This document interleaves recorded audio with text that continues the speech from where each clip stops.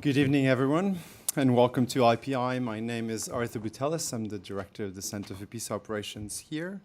Thank you all for coming to today's launch of the latest IPI report by Marie-Joëlle Zahar and Delphine Mechoulan, Peace by Pieces, Local Mediation and Sustainable Peace in the Central African Republic. There are copies outside if you haven't gotten one yet. So this report looks specifically at local level mediation efforts, reflects on their impact but also their limits, and highlights the role of the UN could play in support of local mediation in the Central African Republic.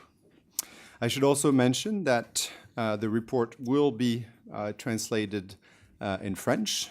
This is something we try to do more and more when it's relevant. And I should also mention that IPI now has actually a page on its website, on a Francophone page, with all the products that we have in French as well. Today's discussion on the Central African Republic is timely after this morning's briefing of the MINUSCA SRG to the Security Council, and ahead of the renewal of the mandate of the mission on 15th of November. The report also comes at a time when we have seen increased interest from the United Nations in general towards prevention and mediation for sustaining peace, in the context of decreasing resources for peacekeeping and following in the steps of the HIPPO report. The report today highlights that the only sustainable and possibly less costly way to reach peace, sustainable peace, is through political solutions at all levels. We will start by short opening remarks by the Deputy Permanent Representative of Finland to the United Nations, Ambassador Juni Laaksonen. And we thank Finland for your generous support, which made this study possible, and in particular made it possible to conduct, for our team to conduct serious field research. Then we will hear from the Deputy Permanent Representative of the Central African Republic, Mr. Marcien Aubin-Kpatamongo, who will also provide a few opening remarks in French, and I'll do a short translation. And after that, we will then move to our speakers tonight, starting with the authors, Professor Marie-Joëlle Zahar, to my right, who is a senior fellow with us at IPI, my colleague Delphine Mechoulan, who Delphine and Marie-Joëlle will alternate in presenting the main findings of the paper. And then Asif Khan, who is the chief of the Mediation Support Unit of the Department of Political Affairs of the United Nations, will then provide his comments and thoughts on reflecting on local mediation in the Central African Republic and beyond. So Ambassador, you have the floor. Thank you very much, moderator, and ladies and gentlemen. I would like to start my opening remarks by thanking the International Peace Institute for the very fruitful cooperation with the government of Finland over the years. And I very much look forward to the panel discussion tonight based on the report titled Peace by Pieces, Local Mediation and Sustainable Peace in the Central African Republic. As many of you know, promoting mediation is one of Finland's foreign policy priorities. We have worked actively to promote mediation in international organizations by co-chairing the Friends of Mediation. And one of our focus areas has been drafting UN General Assembly resolutions that have strengthened the role of mediation in the peaceful conflict resolution. For us Finns, inclusiveness, local ownership, and the role of women and youth in peace processes have been key elements. The Secretary General highlighted during his recent visit to Central African Republic that national reconciliation is one of the key components that shape the country's vision for peace building and recovery. The UN has been supportive in various ways. For instance, Mediation Support Unit has provided assistance through standby team of senior mediation advisors. And we also welcome peace-building support offices important on-the-ground work, which has aimed at building on local capacity. We also commend that MINUSCA has assigned a senior mediation expert who works with AU and EU experts. National dialogues have become increasingly common worldwide as a mechanism for conflict resolution and peace building. Including local level actors in national dialogue processes creates empowerment, maintains social cohesion, and increases the sustainability of results. Local dialogues have also proved useful in situations where a formal process is deadlocked. However, as highlighted in the publication launched today, local consultations cannot happen in isolation, and ways of linking them to the formal national process remain difficult. We also look forward to seeing how MINUSCA could play a stronger role in this respect. The role of women in conflicts and subsequent peace processes is still often the background actor or the victim, especially in the case of younger women. Women should be distinguished as political actors and not treated as a homogeneous group. Enhancing women's participation through women's networks and coalitions and the role of individuals serving as significant actors in peace processes create inspiring examples for women elsewhere. This was especially relevant in the work of ex-President Samba Panza in the Central African Republic, creating inspiration in a time of turmoil. We also welcome the recently created FemWise network of African women mediators. Finland intends to continue close cooperation with and support to the network and the increasing role of women mediators in Africa. I want also to highlight the role of religious and traditional leaders. As the Secretary General warned during his visit to CAR, the religious divisions are witnessing now did not exist before, and they are only the result of political manipulation that must be condemned and avoided at all costs, as the SG stated. Since 2014, Finland has supported the work of the Network for Religious and Traditional Peacemakers, which promotes both grassroots and high-level dialogue and cooperation between Muslim and Christian communities in CAR. The network also builds capacity among the religious Muslim leaders, women and youth to be facilitators towards peace and reconciliation. As mentioned, intergenerational differences need to be paid attention to. Instead of waiting to be included, youth have started to create their own spaces for dialogue. It's important that we make use of these initiatives of the youth in creating new instruments for inclusive processes.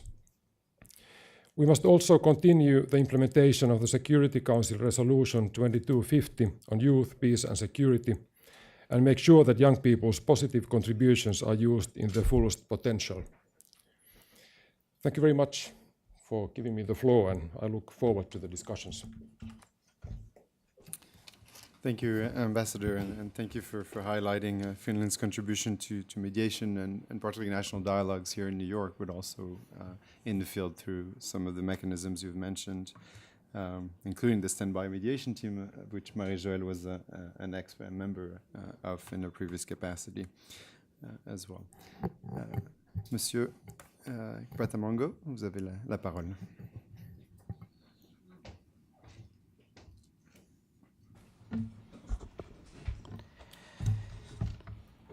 Messieurs les représentants permanents, distingués participants à cette réunion, j'aimerais tout d'abord vous présenter les excuses de Madame l'ambassadeur empêchée.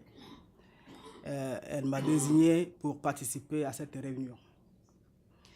Distingués participants, je tiens d'abord à vous remercier pour cette réunion que l'Institut international de la paix a bien voulu organiser sur la République centrafricaine, ce qui témoigne de l'intérêt que vous portez à notre pays. Sans la paix, il n'y a pas de développement.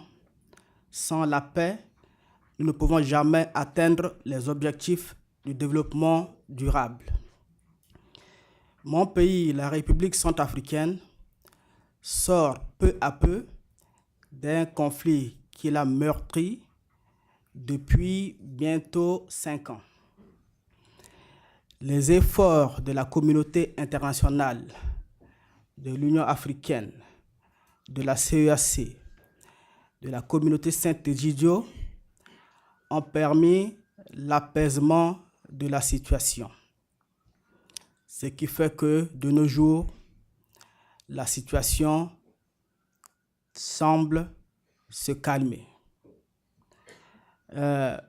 Messieurs les représentants de l'Institut international de la paix,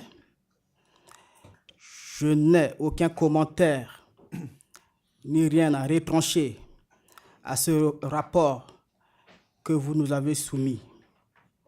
Je vous félicite pour ce travail que vous avez abattu et je souhaite que vraiment vous continuez dans ce sens pour l'intérêt de la République centrafricaine et que la paix revienne définitivement dans notre pays. Je vous remercie. C'est nous qui vous remercions. So I will just briefly summarize. Mr. Kapatongo shared the regrets from his ambassador of the Central African Republic, who couldn't be with us tonight, but thanks us for this evening's event as an evidence of the interest that the international community here in New York has towards the Central African Republic. He emphasized that peace and development need to come together, and that as CAR is emerging from a 5-year conflict, a number of efforts by the international community, the African Union, ECAS, and Egidio, all have contributed to improving the situation in the Central African Republic, and he concluded by congratulating the authors for the quality of the report. Merci encore. So now we'll turn to our panelists, and starting with the authors, Marie-Joëlle and Delphine, who will take turns, as I understand, in presenting the main conclusions and recommendations of the report. Marie-Joëlle. Thank you, Arthur, and thank you everyone for being here tonight. I want to briefly frame the report and explain where our interest for local mediation comes from. The Central African Republic has been the beneficiary of multiple attempts at helping resolve its crises and conflicts, particularly, but not only, since 2000. And most of these attempts have not been sustainable.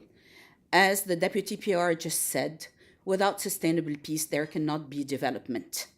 And therefore, the question of what can actually provide a more solid grounding for sustainable peace was actually the premise behind which we went to the Central African Republic, to ask ourselves whether these local peace efforts that we'd heard about were actually more stable grounding than the myriad initiatives that we always hear about at the political level. In recent months, there have been efforts by Angola, the CEAC, the African Union, the Saint-Egidio community, many of which have not been able to really change the tide. What we don't really know a lot about are these local initiatives and whether they provide more solid grounding. And so that was the impulse behind our research, to go and find out what they were about, whether they connected or did not connect with the national level initiatives, and what, if anything, the UN could do to support them, foster them, and therefore provide that sustainable peace that the Central African Republic, its government and its citizens have all been asking for and working so hard for. So with that, I will actually let Delphine talk initially about the initiatives, and then I'll take over from her later on to talk about how they connect or not with political efforts by regional and international actors, and also what that means for MINUSCA's work on the ground. Thanks, Marie-Joëlle. So I'm going to describe the initiatives themselves and assess their impact, but also highlight certain limits.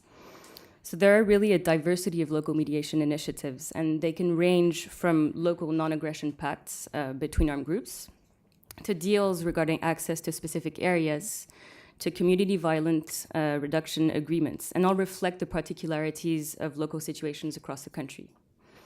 So local non-aggression pacts and agreements have been signed in various towns in CAR, and they're usually negotiated and signed between armed groups. Although I'll discuss later, they also involve community notables and participants and signatories. And so although the exact language and scopes of the commitments vary from one place to the other, the participants of these pacts commit to the cessation of hostilities, to weapon-free zones, to the free movement of persons and goods, to non-interference in the activities of public services, and to the protection of private property. And some have even put in place mechanisms for the peaceful settlement of disagreements, such as resorting to local authorities or local peace committees. So to give a quick example, in Bambari, there were outbursts of violence in late 2015, which resulted both from tensions among anti-Balaka forces and from confrontations between the UPC, so Union pour la Paix en Centrafrique, which is an ex-Seleka group led by Ali Darassa, and the anti-Balaka. So this violence threatened to disrupt the planned electoral process, and efforts to reduce violence resulted in a non-aggression pact that was signed on January 27, 2016, between the UPC and the anti-Balaka.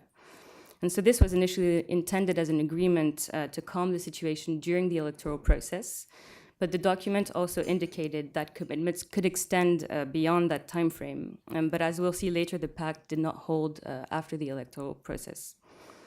So not all mediation initiatives are focused on bringing armed groups together. There have also been efforts to rebuild ties between communities and attempts to resolve traditional conflicts, such as tensions around transhumance, which have been made worse by the current crisis. So who are the actors involved?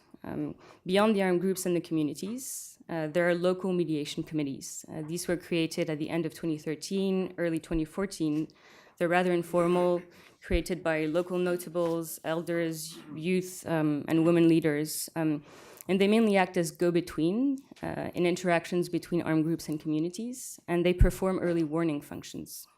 So today they're present in all the neighborhoods of Bangui and in many towns in the prefectures. More recently, there have also been the establishment of local peace and reconciliation committees. So not to be confused with the local peace committees, these are official structures that are established as part of the government's national strategy on reconciliation. And so these local peace and reconciliation committees are now mainly present in Bangui, and the provincial committee should all be established by the end of 2017. The religious leaders are another quite prevalent actor. Although religion, of course, is not the cause of conflict, the violence has taken on religious dimensions. And some leaders have been central to mediation and conflict resolution efforts. And the Central African Religious Platform, for example, has been replicated in 12 of 16 provincial capitals. There are also a cast of supporting actors. So a number of international and national NGOs have been involved in the development and the implementation of social cohesion programs. It's worth noting, however, that not all initiatives have led to the signature of formal pacts. And there are a range of softer confidence-building initiatives that have been conducted between communities or between communities and armed groups. And these have been the main area of NGO intervention and support, but also of the UN, who has been very present. And the MINUSCA and UN agencies are the actors with the most reach in the country.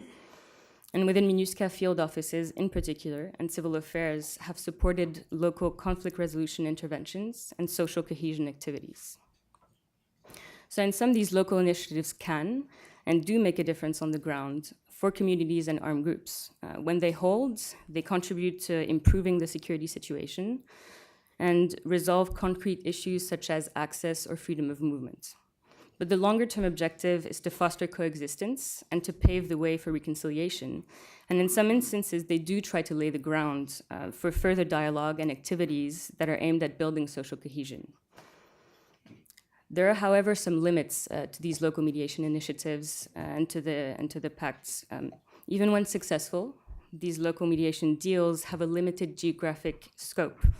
So for example, in Batongafo, a non-aggression pact didn't involve the outskirts of the city, the town rather. And this means that the parties may not have a sense of accountability beyond the area of the agreement. Another limit is the fact that these deals are quite fragile and their outcomes can be vulnerable to reversals in the security situation. and can be threatened by competition amongst local leaders, both within armed groups, but also traditional leaders or politicians. And this is best illustrated by the case of Bambari, where, despite the signature of the pact in January 2016, violence resumed in late 2016, and as a result of the struggle between two ex-Seleka factions, the FPRC and the UPC. Another element that's important to take into account is that in order to last, the deals must be complemented by an active engagement of local community-based peace structures and the presence and active involvement of state representatives. However, this is limited by the lack of funding for longer-term programs and the lack of connection between security and development initiatives. So in brief, local mediation initiatives can provide a respite from violence. However, this respite's duration and the ability to withstand challenges are usually limited. There are also some risks that are associated with these initiatives, and in the report we identify three major ones. The first is the risk of displacing violence from one locality to the other. So to take again the example of Bambari, when the fighting intensified, the UN attempted to stop FPRC rebels from advancing in the city, and the MINUSCA deployed attack helicopters while simultaneously negotiating the UPC's exit from Bambari. But the UPC went in search of a new territory, which resulted in the displacement of violence to towns and localities south of Bambari. A second risk is the risk of legitimizing otherwise illegitimate actors. So local mediation initiatives typically involve multiple local actors, and when successful, they empower these actors. The local peace and reconciliation committees, for example, tend to include de facto religious authorities and representatives. However, some of these religious leaders or traditional leaders have also at times been described as partial and even acting as spoilers, supporting violence in an attempt to retain political relevance. The last challenge is the fact that local mediation initiatives have the potential to heighten competition among actors involved in and supporting mediation efforts. So these dynamics are the results of working in an environment characterized by resource scarcity.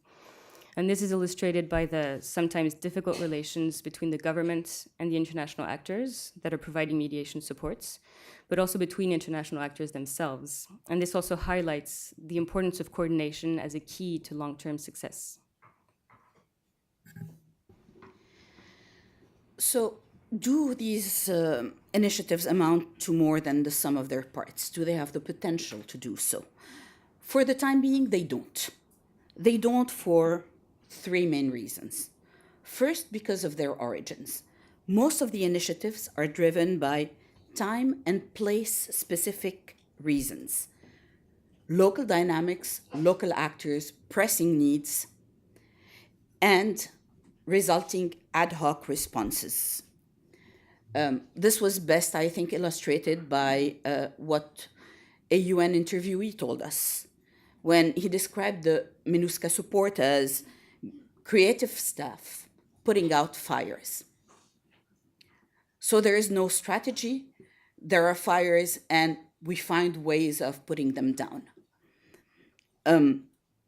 Second, because there's no concerted national strategy at this point to link the various initiatives amongst themselves and to what's happening at the national level. Many of the people we talked to highlighted that for the time being, public messages by the government to support firmly efforts to reduce violence and rebuild social cohesion remain timid.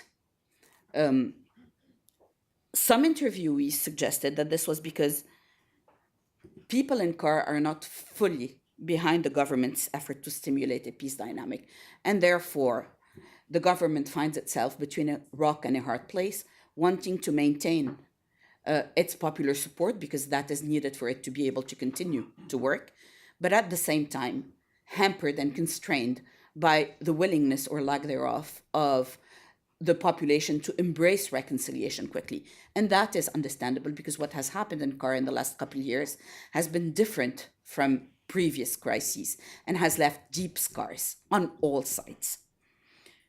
And then third, because the results remain short-term and very localized. So as Delphine suggested, there are real gains, but these gains have not resulted in paving the way for more durable reconciliation or return of displaced Central Africans to their homes and places of origins. At this point, there are still about 500,000 Central Africans who are internally displaced and another 500,000 who are currently refugees outside of their country, out of a population of 4 million. So we're talking about a full 25% of the population that feels that they cannot return to their places of origin. Second, connections with national level initiatives are still extremely weak. It is interesting that most people, when you talk to local people in the Central African Republic, do not know much, nor do they care deeply about a lot of the national level efforts to solve the crisis, efforts that involve mostly the leaders of armed groups and representatives of the government. And that is because, sadly, there's been a history of failed past attempts to resolve conflict, and because these attempts have not yet been able to achieve results in terms of the daily lives, improvements in the daily lives of people. It's also true that there is a huge challenge in terms of communications, given the geography of the country and the difficulty of actually having messages disseminated across. So, for example, if you live in the northeast in the Vakaga, you cannot get the radio from Bangui. In other words, people have difficulty understanding how what's happening in their localities connects to what's happening at the national level and vice versa.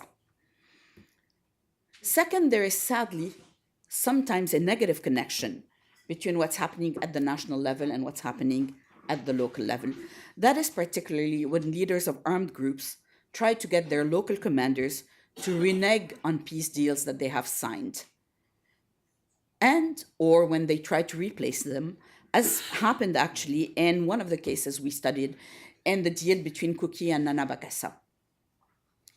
Why do not local leaders get replaced, or why do they get pressured? Well, basically because, as Delphine suggested, this allows the national representatives, and I think we should put the word representative between quote marks, of the armed groups to maintain political relevance as the ones who deliver the peace. So they have no interest in actually seeing these local peace deals succeed. And then because there are very few actual connectors between the local and the national level. So the armed groups are fragmented. Their leaders, as I said, should not be assumed to be a representative. Some of them are a little bit more than others. The religious platforms are quite present, but they are stretched and they have difficulties getting resources to meaningfully work both at the national level and at the local level across the country. NGOs have increasingly moved out of the hinterland back into the capital with the deterioration of the security situation. And neither NGOs nor MINUSCA have been systematically included or consulted in both the local peace deals and the national level initiatives to be able to serve as connectors. That leaves parliamentarians.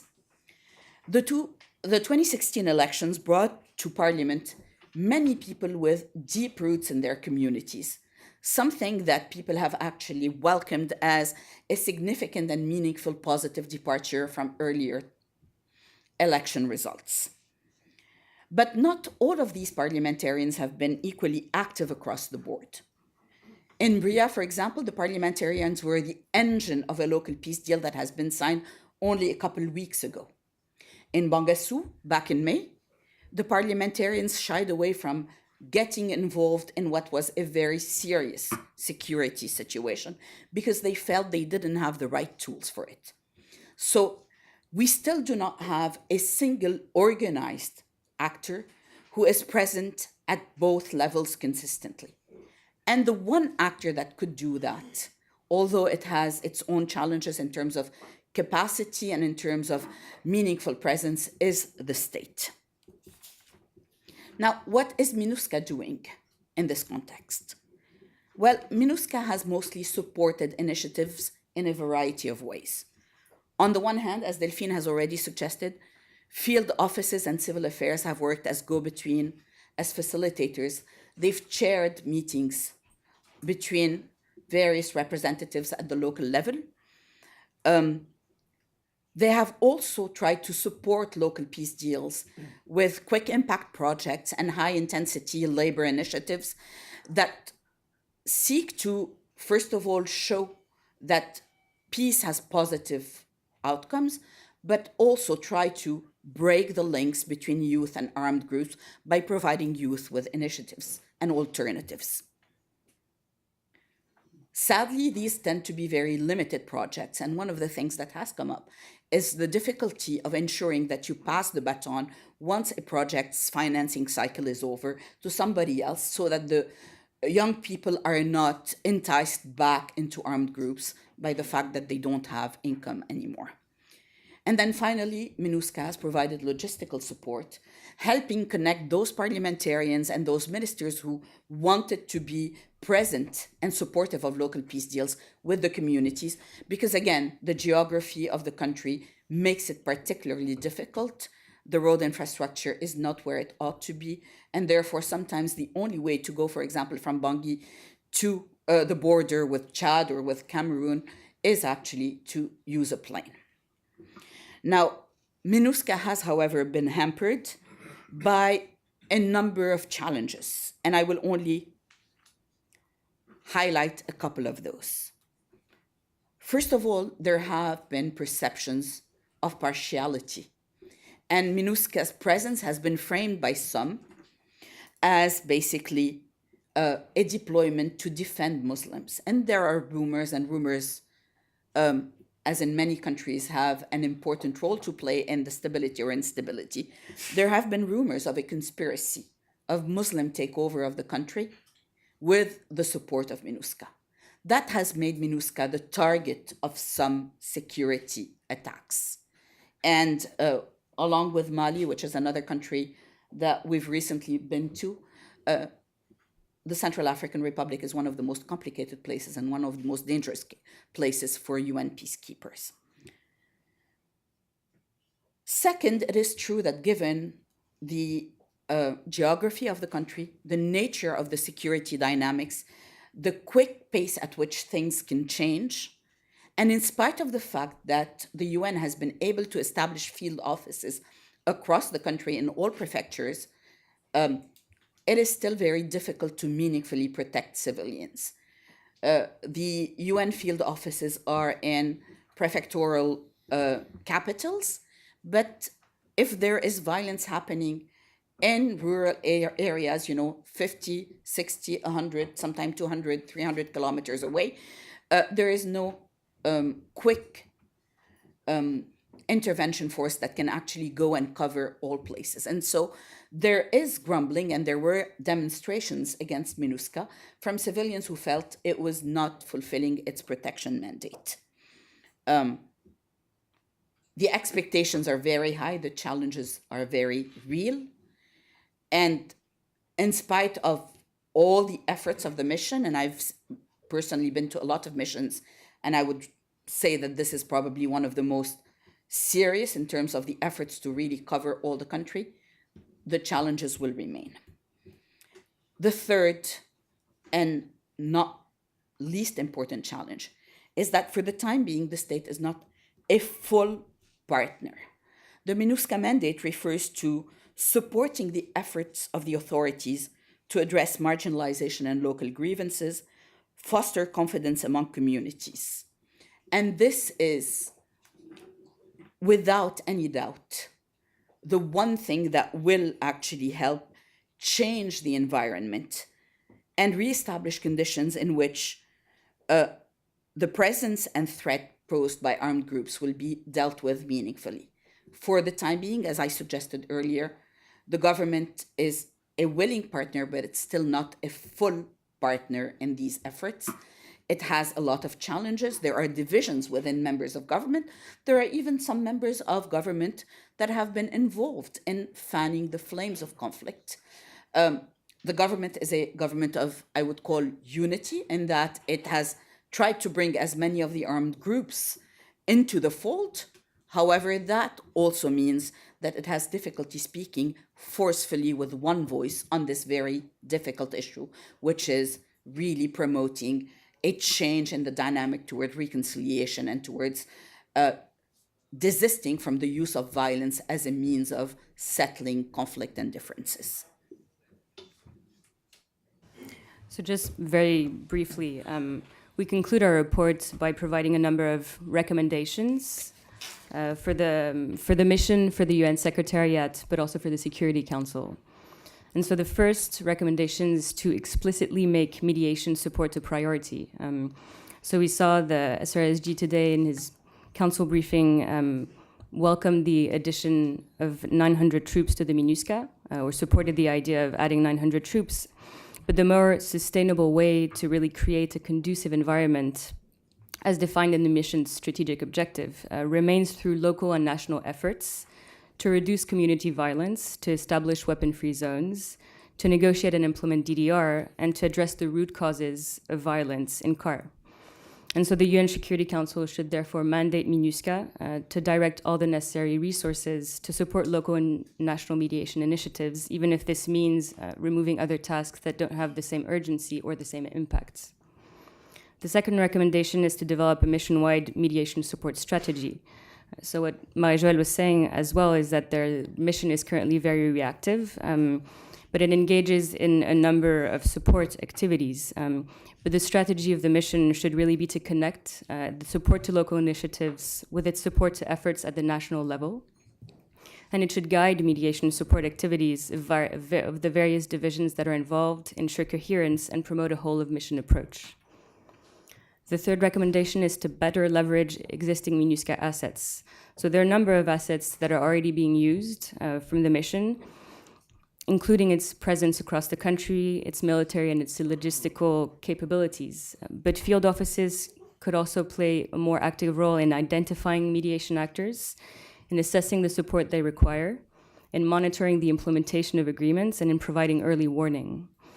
And the military capabilities should be leveraged further to deter spoilers. And the logistical means, as Marie-Joëlle mentioned, should continue to be used to support the engagement of the CAR government representatives, and in particular the parliamentarians, with the population. So the fourth recommendation is to build up appropriate human resources and skill sets. So support for local mediation efforts is human resource intensive, but it's not necessarily costly. And so effective support requires sustained engagement with local dynamics and local actors. And to engage in this way, the mission should have the adequate human resources and skills. And this includes technical mediation expertise, mediation training for relevant MINUSCA staff, and increased JMAC resources. The fifth recommendation is to urge the government of CAR to take the lead in mediation and reconciliation efforts. So of course, while local agreements are possible, and while MINUSCA can do a lot to support, these are unsustainable without a national dynamic. And so the UN Security Council should encourage the government of CAR to shoulder its responsibilities and to lead in reconciliation. And the last recommendation is to compel armed groups to as well shoulder responsibilities, because a number of them are responsible for the continuing violence, for the violation of agreements, and for the threat to civilians, and they must also be held accountable for their actions. And so the Security Council should act upon the recommendations of the panel of experts, but also of the reports of the Secretary General, to effectively implement sanctions and possibly impose new ones against armed groups leaders that are responsible for fomenting violence. Great. Well, thank you both for an excellent summary of the report, of a more than 40 pages report. So I want to attempt to summarize, but maybe just to touch on a couple of points. The starting point of that research and what motivated looking at local mediation efforts and asking that research question, whether local peace can provide more stable grounding than some of the national and regional efforts we've been hearing about. Then you listed a number of, well, you kind of provided a typology of local initiatives that deal with a range of issues, as you highlighted, but also various actors, showing also the limits and the risk. But also I noted sort of focusing on the potential. And while there's some limits, these also show some of the potential if approached differently, potentially, and with a number of recommendations on how the UN and the mission in particular could be more deliberate in supporting and possibly more effective in supporting some of the local efforts. So that leads me to transition to Asif's reaction, maybe to the findings, and I'm sure also on the implications that some of these findings have for the mission and the UN. Thank you. Great. Thank you very much. I promise to be brief. Thank you very much for Marie-Joëlle and Delphine for an excellent report. I read it with great interest. We're in the mediation support unit in DPA. We're trying to develop some ideas on local mediation. So the report, I think, was quite helpful in making us think further a little bit about how to work on some of these issues. So what I'll do is I'll just give some quick comments related to the report and the CR, and then talk a little bit about what we're doing on local mediation, or at least some of the thinking that we're doing in the 10 minutes that I've been assigned. So again, to say that I think the report makes an important contribution and addresses some of the really complex issues in the CAR. First of all, state fragility, the fact that the state has or limited or de facto sovereignty over a certain area of the country, but in other parts is weak or is unable to implement the comprehensive peace agreement, and that I think affects everything, including the root causes of the conflict and how to address them. Secondly, the nature of the non-state armed groups, both in terms of the sheer number of them with all kinds of different and disparate political and security agendas, but also the fact that they're all fragmented within themselves, within the groups themselves, which makes everything much more complicated and affects their command and control, but it affects basically obviously how we and others deal with them. And thirdly, of course, related to that are the very blurred and different kinds of agendas, be they criminal, political, or ideological. So the fact that increasing number of armed groups, as you point out, as others have pointed out, as MINUSCA has reported, the fact that they lack clear political agendas, the fact that they extort money or they go after economic activities, not as a means to a political end, but just for the sheer act of enrichment, I think is obviously significant, because it makes the job of mediation very difficult. Also, obviously, that they have no clear interest in governance and a future dispensation. So all of this leading to the obvious point that it makes Track 1 efforts perhaps not the right mechanism for peacemaking in the CER in some way, or at least in a significant way. So the fact that we are dealing more and more with these kinds of conflicts, the fact that we're dealing more and more with issues related to non-state armed groups, we're starting up, I see some of my colleagues here, we're starting up a major research study on non-state armed groups in different conflicts. So if we look at the recent peace agreement in Colombia, that's probably there are going to be less and less of those, and what we're seeing here on the CR is probably more the future. So to quote one of my colleagues in MINUSCA in relation to peacemaking and basically moving on from Track 1 processes and so-called comprehensive peace agreements, the fragmentation and asymmetry of the armed groups means that a single and comprehensive agreement is neither feasible nor likely capable of resolving the multiplicity of conflicts in the CR. And I think that sort of sums it up. That is our basic dilemma. So what we need is a strategy, as you've pointed out, that addresses local dynamics, that is adapted to the specific nature of the different armed groups. And we're talking about a real specificity of different armed groups. So reducing the threat and presence of these armed groups will require a whole bunch of different agreements and national agreements with different combinations in armed groups at different times. So there's an issue of sequencing there as well. So to conclude that broader point, I I think the issue here is not that supporting local mediation is an option. It's clearly an imperative, a strategic imperative for the UN, for the mission, but for everyone who's involved in peacemaking there. So for that, of course, you need resources, and you need stamina, you need staying power, you need time to work on these issues, because none of them are going to be resolved very quickly or in piecemeal fashion. So again, local mediation, we have to aim, we may not get there, but we have to aim for trying not to do it in an ad hoc manner.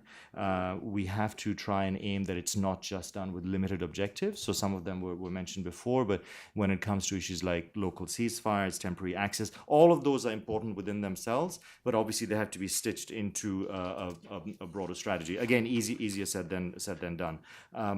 There was I think, question that Marie-Joëlle raised earlier, more about, if you look at local agreements, do they provide more solid grounding than, say, national agreements or something? Well, the question is, it's not either or. I mean, you need both. I mean, one without the other is not going to work. You can have local agreements over the country, but if you don't have something that addresses the broader political dispensation, you have a problem. So MINUSCA does not need to favor one approach over the other. Unfortunately, because of the dynamics of the conflict, it needs to work on both. It needs to work on what is basically a multi-track process. So you can have a vertical approach, which is really about, the classical model of a formal negotiation track between government and non-state armed groups, with others coming in if you want to make it more inclusive, like from civil society and track 2. But I think what we're looking at is really a horizontal approach in addition, sort of addressing different armed groups at different times, making separate agreements with them at different times. So as I mentioned, sequencing is important. And of course, the one thing that we haven't really mentioned are the regional dynamics. I mean, those are clearly important. Those are the ones that can be a source of trouble, but also a source of great support if played right, and if the dynamics are right. So I won't go into the kinds of things that you mentioned about what the UN should do. I think we're broadly in agreement. I see a colleague of mine from DPKO sitting here, so I'm just going to let him listen to that and absorb that. But it is to say that I think it is absolutely true that the work on supporting local mediation obviously is not just about one part of the mission. It's not about one section of the mission. It really does affect all the different parts. It has to seep throughout the mission. This applies to MINUSCA, but it also applies to a number of different missions we work with, and I'll come to one of them in a sec. So it applies to civil affairs and how we do DDR, and political affairs, and the mediation support capacity in general. So the fact that MINUSCA has now appointed a senior mediation advisor, who I think is doing quite an interesting work in this regard, is a good thing. But again, that's one person. So we need to be realistic, and we need to keep in mind that one person is not going to create an entire strategy that's going to bring about change. I mean, this is something that has to grow, and again, that's a question of emphasis and resources. And then, of course, this has to go hand in hand with national ownership. It has to go in hand with the authorities. I mean, the government of the CR has to be in the lead. The authorities on the ground have to be in the lead, and that's something that I think we need to ask ourselves about. Basically, again, in terms of staying power. That how long will the mission stay there? How long will these resources be deployed there? How long will we support the government? I mean, if you, as Marie-Joëlle was pointing out at the beginning, the track record of all these, I mean, the list that you have in your report of all these different acronyms of deployments in CER is pretty staggering. Even more so, I mean, I think Haiti is another example where you have had a whole bunch of different entities, but again, in the CER, it's pretty exceptional. Just coming to local mediation in general, and some of the work that we've been doing. I mean, this is very much, everyone talks about it, but I suspect that we talk about it much more than we actually do it. So it's something that we're trying to develop a concept for it about how we can better support local mediation. So when it comes to the UN, when it comes to DPA, I don't think our basic bias or emphasis in favor of track one efforts is going to change. That will remain the bread and butter of what the Secretary General does, what the Secretary does, how we support our envoys and SRSGs on the ground in different missions and peacekeeping operations. But I think local mediation is certainly something that needs to be further developed, because it's something that makes it a much richer field. We'll see whether, by the way, it will lead to success or not. It's still early days, and the way it's been practiced so far is very much in piecemeal fashion, different things done in different missions in really small scale efforts, and they've achieved small scale successes, but they don't add up too much because they're not really stitched up or linked up to anything else, the point that you were making. So obviously linkages between track 1 and track 3 in this case are important. How these efforts inform each other is essential. I think at the track 1 effort they will be enriched by what they learn from what's going on at the local level, and vice versa. That being said, I think there are also some perils in trying to attempt such coordination. Sometimes efforts at the local level can also complicate track 1 processes. So I'm not necessarily here speaking about the CAR, but I'm thinking about some other conflict situations, a couple in which I think that Marie-Joëlle was also involved. Sometimes it's actually important to have distance between what's happening at the local level and what's happening at the national level. So that's not a recipe for saying that you don't coordinate or you don't inform each other, but I think it's not a given that it all has to be together. I think each situation deserves a different recipe for how you design those tracks. And then I think one other thing, and I'm saying this sitting in front of the DPR of the Central African Republic, which is that we need to approach this with a dose of humility. I mean, local mediation, if anything, is about really local actors working on the ground. So when it comes to outsiders, there's only so much you know, even after you've spent time. So the issue is you learn from them rather than the other way around. So clearly, we need to support them, but we need to do it in a way that's not heavy-handed, that doesn't basically write the script even before the action has started.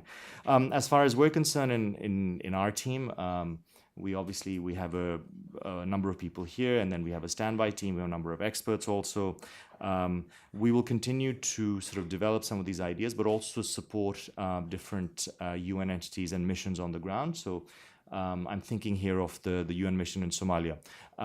Again, we do support, we don't do mediation itself. So what we would want to do is to try and work with a mission like ANSOM to develop their mediation support capacity for local mediation, which is really about local ceasefires and doing different work, mainly through their national staff rather than their international staff, and to really try and stretch that out. It's easy to talk about this from here, but I mean it's actually quite difficult because our system is not attuned for doing this kind of work. We're so heavily sort of track 1 centric that it's a tall order. And then the rest of our work stream on this is really about providing more expertise, but then also developing a body of practice and trying to learn lessons from those. So we're launching basically a 2-year pilot in this regard on a number of different cases. So in some cases where you actually have missions, in other places where you have peace and development advisors sitting in resident coordinators' offices, working with them on much smaller local mediation cases. So different kinds of things in different places. And then just finally to say that there's really a lot going on in this field, and there are different sort of cases of local mediation all over the place. So when we speak about it, the danger is that it can mean anything and everything. So you really need to focus in on what you're going to do and what you're not going to do, and what is going to make a difference and what is not. And judging that obviously is the hard part. I'll stop there. Thanks. Great. Thank you very much, Asif. So I won't do justice to comment, but maybe a couple of points. You highlighted the limits of Track 1 initiatives in the CAR context for some of the reasons you highlighted, the nature of the armed groups, the state, criminal motives as well, but also the fact that and supporting local mediation is not an option but an imperative, as you say. Yet it has to be really the link between the local and the national, and this has to be a very context specific in how we approach those linkages, depending on the dynamics on the ground. Also good to hear that there are a number of efforts by the Mediation Support Unit, but also by various missions on the ground And as you highlighted, supporting local mediation needs to be mission-wide efforts and is not necessarily the role of one section. So with all this richness of analysis, we'll now open it up for questions and comments. We'll take a few. I see hands coming up. We'll start with John in front, and then in the back, and then we'll turn back to the panel. Well, first of all, thank the whole panel. I think it's a terrific report and an enormous amount of work that the two of you put into it, which really merits, and the way this is written is very well written. So with that premise, at the very beginning of the executive summary, you refer to the need for a strategic vision. That's a phrase in the first page. So my first question is, has there ever been a strategic vision? You know, France was the colonial power for decades, I think. Did they have a strategic vision? If so, what was that, and why did that not succeed? Or is this a completely new idea? In other words, I'd like you to sort of put this in context, particularly because in the next sentence, you state that having a strategic vision would ensure that MINUSCA's engagement in local mediation achieves the objectives set out in its mandate. So you put an enormous stress on the strategic vision idea, and I think it would be really great if you could clarify whether this is a totally new idea in 2017 after all these many, many years, or whether this is sort of a reconceptualization of some idea that under whatever phraseology has already been there but not succeeded. Thanks. And if you can state your name and affiliation also when you take the mic. Thanks. Thank you very much. My name is, Sabrina from the Netherlands Mission. I have two questions. The first is how you mentioned the word accountability once, I think, but I was wondering how this has an impact on impunity and what role there is to play, for example, for the Special Criminal Court, because I know that these types of agreements can also actually be used by armed groups to rearm or strengthen or take a breather from the fighting. So I think it's a relevant question. And the other of my question is what I gathered from the briefing this morning was that MINUSCA can't do everything, and that it's really overstretched. And I'm wondering what role there could be for the regional facilitators to play a role here. Any other questions? Yeah, two more maybe we'll take. Hi, my name is Rafael Peralta, and I really want to I work for the CAR Integrated Operational Team in DPKO. I really want to thank the two authors with whom I engaged early on in the research, and it's really a pleasure to see the work you've produced, which frankly, I think it couldn't come at a better time for MINUSCA, as I think many of you have heard today or have read in the SE's report. Really, the argument that we're putting forward for this new mandate is one of prioritizing the political process. By no means the request for 900 troops is an end in itself. On the contrary, the 900 troops is a way to try to augment our security strength in support of the political process, and of course in support of our efforts to protect civilians. But it's certainly not an end in itself. Now, we've tried to identify in the report areas as to how we can step up our engagement in the political process. And I think local mediation is one where certainly we can and should do better. And we, as you know, we are confronted to a number of challenges. But I think there's a clear realization in the mission that this is going to have to be one of the priorities, and we're going to have to try to work with our Central African partners to help those processes at the field at the local level in a more coherent manner. Now, the question that I would perhaps have for you is, well, looking at your report, where can we look at? What are the good examples that MINUSCA could look at, not from CAR, but from other countries? Where is it that has worked in a manner that addresses some of the challenges and risks that you outline in your report that could be useful for the mission to focus? Thank you. And one last one. Very much. First of all, thanks all the panelists for the very insightful speech. My first question is rather similar to my colleagues from Netherlands. As we all mentioned, UN MINUSCA is rather overstretched on its own. I'm just wondering, could you kind of explain what's the coordination and cooperation or the division of labor between UN mission and the French army on the ground, or also the African Union mission?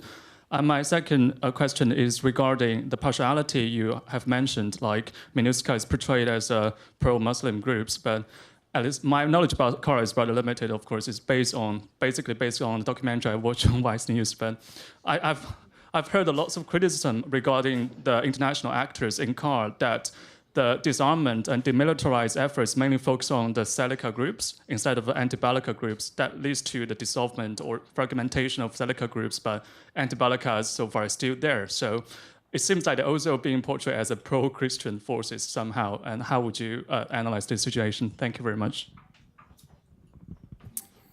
Great, thank you. So we'll turn back to our panelists who will, I guess, pick and choose the questions they want to address. Marie-Joëlle, you go first. Let me take a first stab, and the questions are actually quite connected. To your point, John, about whether or not the strategic vision is something new. I'm going to be blunt and say, yes, if we understand a strategic vision as trying to think about how to organize our work in support of sustainable peace in CAR, a peace that actually serves the citizens of that country and not that achieves some either attempt to tick things or some national objectives. Because if one looks at the history of international involvement in that country from France on, outsiders have always pursued their own national objectives, sometimes plainly at the detriment of the citizens of the country. And to go back to the point that Hasif made about stamina, even when we knew stamina was needed, every mission that has gone into CAR has left too early, without any good explanation, and without any plan to actually pass the baton to somebody else. It was almost like everyone was washing their hands of it and basically leaving it for whoever wants to pick it up. So, bluntly speaking, as an academic, the luxury I have, the country and its people deserve more. And what we mean by strategic vision is asking the hard questions, and we know they're hard, that Asif was talking about.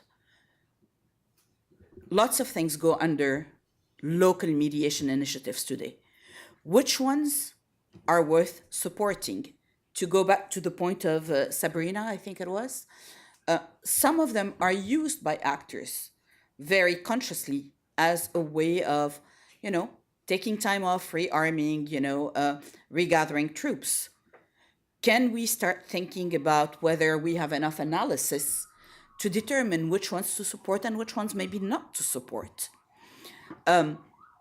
MINUSCA has a mandate to actually create an environment where the resort to violence and the presence of armed groups are going to be eventually diminished. So which of these local mediation initiatives have the potential of actually having sufficient local roots to be sustained?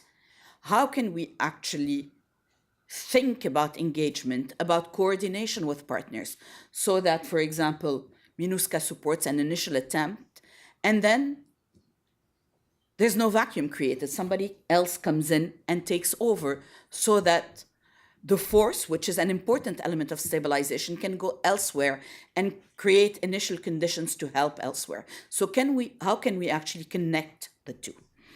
On DDR, I will make a quick comment on the DDR. I think that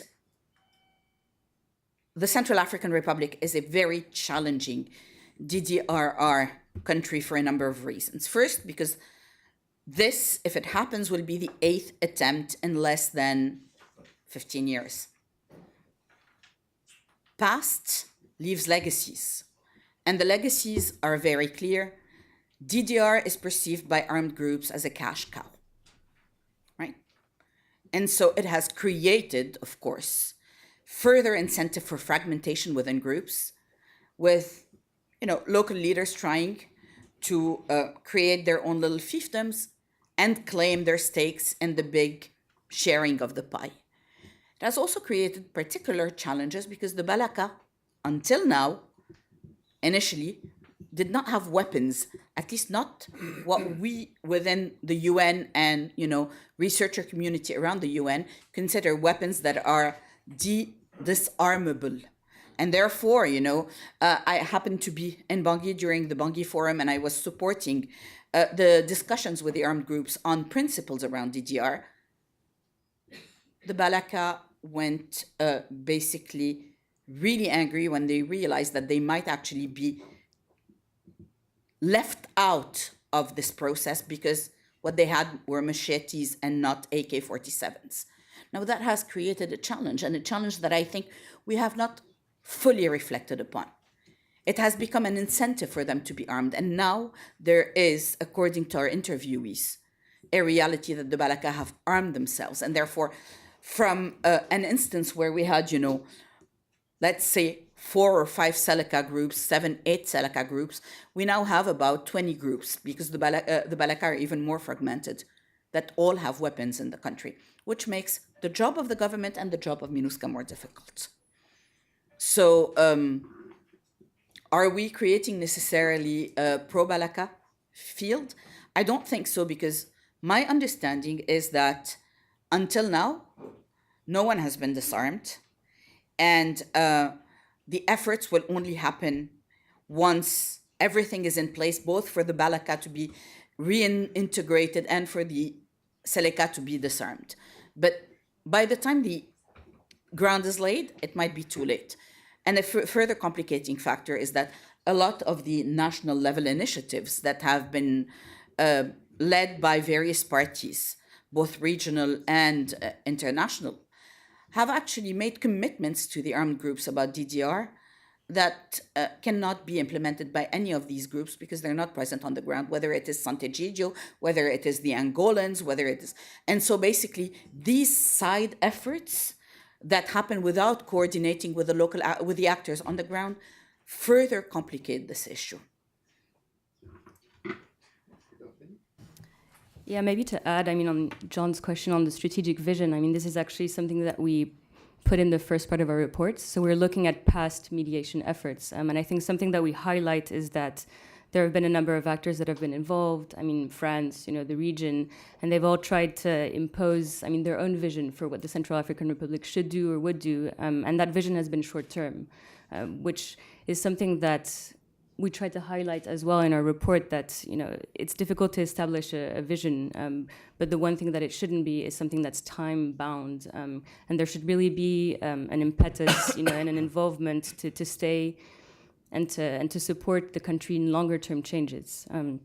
So I think that's one thing. And on the question of accountability and impunity, I think it's an issue that's mainly been raised as well at the national level, at the political processes that are that are being done at the national level. And there's been a lot of controversy because once again it's external actors that are trying to oppose sort of their vision of the country.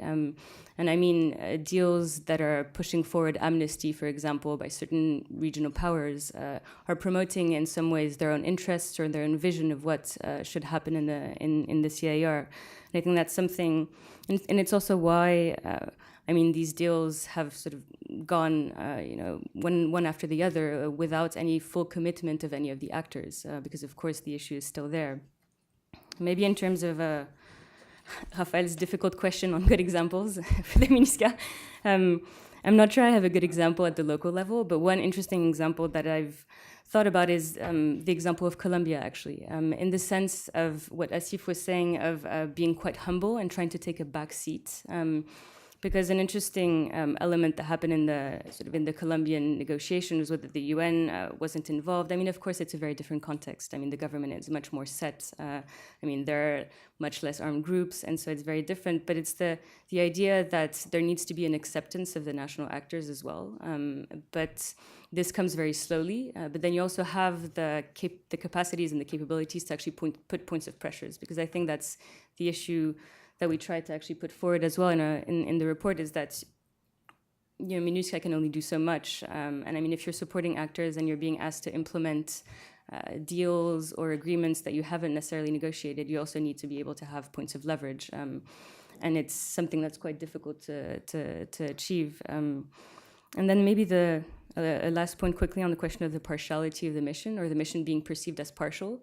I think part of the difficulty, and I think this is something actually that struck me when we were there, that somebody mentioned to us, is that the question of rumors in the Central African Republic is quite important. And so there's a difficulty to communicate strategically to the population or generally, and the fact that people speak to one another and that false information spreads very rapidly without you being able to control it, in addition to the fact that there's very little radio access or coverage. This means that it's very quick, it's very easy to portray the mission in one way or the other.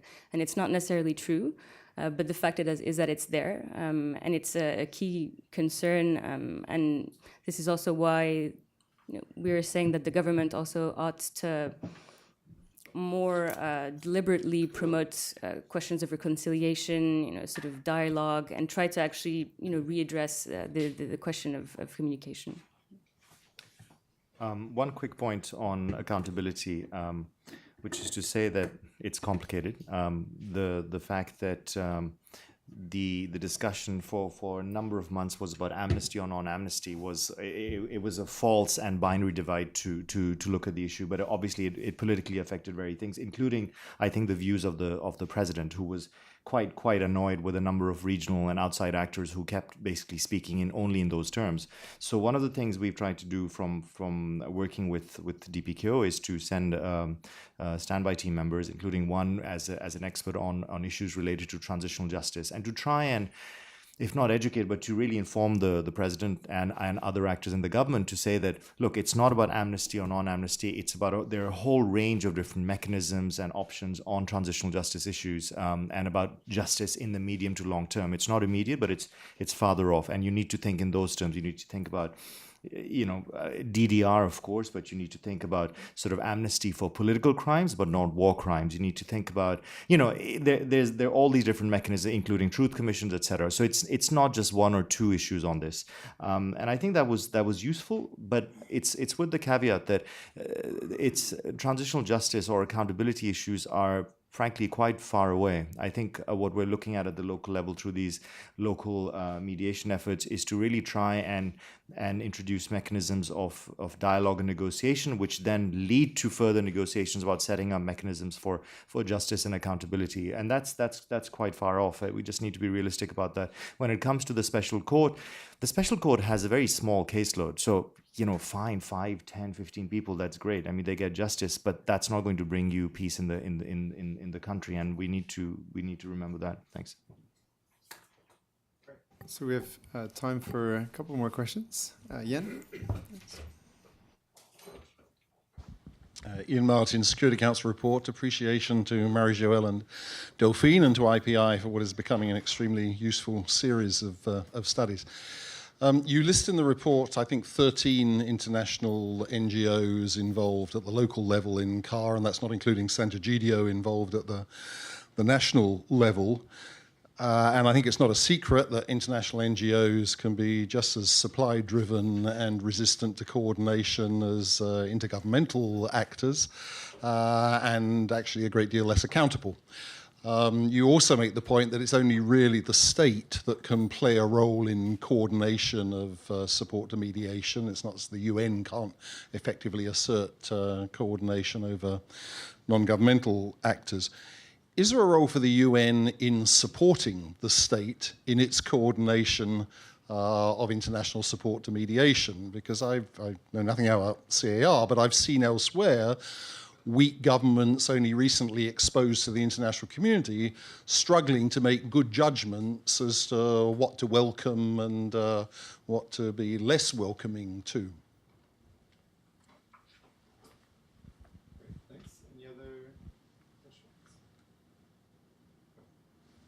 Good. So we'll turn back to the panel then for this question and any final comments you may wish to make. Right.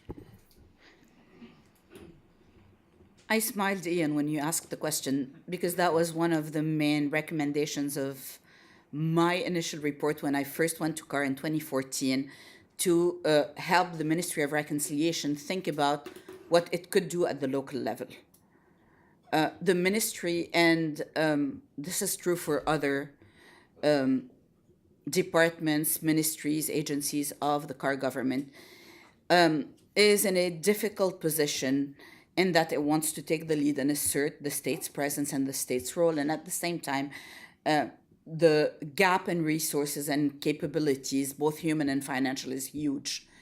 And so that actually complicates the relationship both with the NGOs and actually with the UN, because they feel that instead of supporting them, and it's a matter of perception, but perceptions count, we may be doing things in their stead. So one of the recommendations I had initially made in 2014 was actually that the ministry should create a coordination mechanism with the support of the United Nations, with MINUSCA.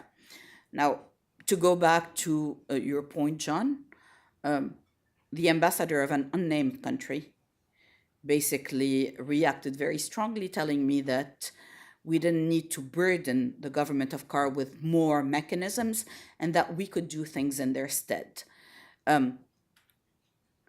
That both, I think, says a lot about the willingness to really support the country in the long term, develop what it needs to be sustainable on its own. But it also, I think, indicates the extent to which some outsiders still have an interest to remain in control and to be the master puppeteers. So I think that is the kind of thing that can change. And I think that with its current presence, MINUSCA actually has both the relationships within the CAR government and the presence on the ground to help change things.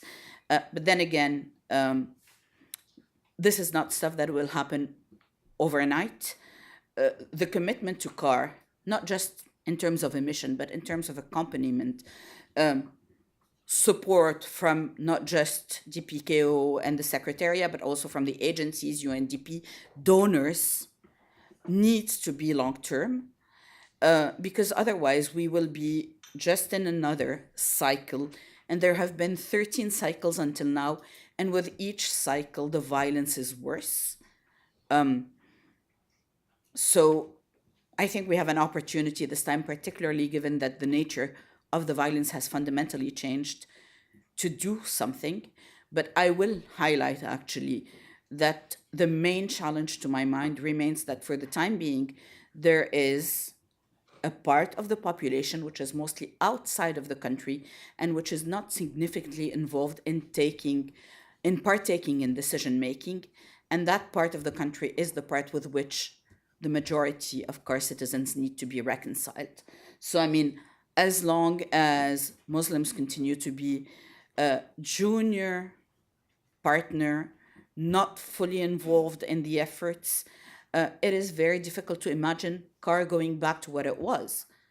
It could be a different CAR, but that definitely is not, I think, what neither the international community nor the mandate of MINUSCA nor the hopes of everyone who has worked with the country and for the country are. The hopes are really to be able to create the ground for reconciliation and for meaningful return of those who have left. Yeah, I mean, I fully agree with Marie-Joëlle. Something that people kept speaking about was, we want to promote reconciliation, we're working for social cohesion, but how can you speak about those things when most of the population has not come back? But I think it's also interesting, something that you mentioned, Ian, in terms of NGOs being supply-driven, because it also goes to the question of who's legitimate and who's not legitimate, and who should be involved and who shouldn't. And that's why it's very difficult to assess if you're not sort of very attuned to what's happening at the local level. And as I mentioned at the very beginning, I mean, there are a number of actors that are also spoilers.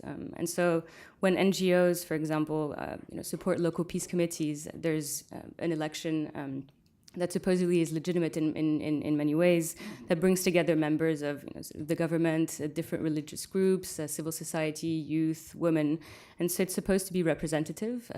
But these things change, and so we've seen sort of armed group leaders sort of shift from sort of move away or are taken out, and it's the same thing with a number of other actors. And I think it's important to take into account. And that's also why, in the report, in the end, we also recommend more intelligence capacities or capabilities for the mission at the local level. So sort of more coordination and more understanding, sort of in depth, what the dynamics are.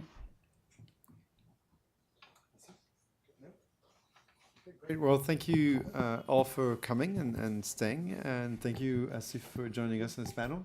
And congratulations again to Marie-Joëlle and Delphine for this excellent report.